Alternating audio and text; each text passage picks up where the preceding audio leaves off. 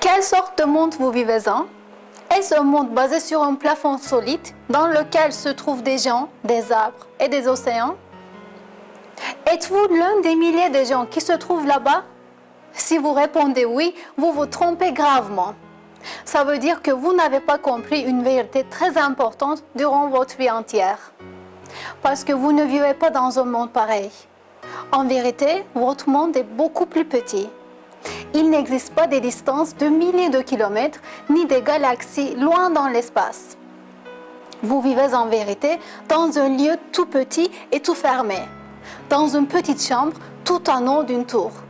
Vous n'êtes jamais sorti de cette chambre durant votre vie.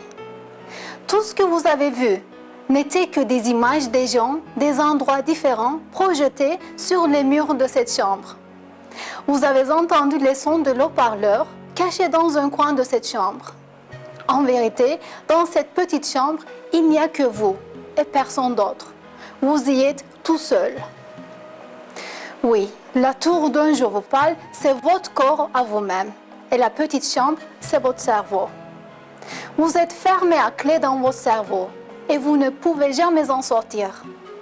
Vous ne pouvez jamais interagir avec la matière elle-même. Car ce que vous croyez être le monde extérieur n'est que la perception que vous sentez dans les centres de vue, de l'ouïe et de toucher dans votre cerveau. C'est comme si regarder le rideau d'un cinéma qui se trouve sur les murs de cette chambre. De même, ce que nous appelons la matière n'est qu'une perception que nous regardons dans notre cerveau.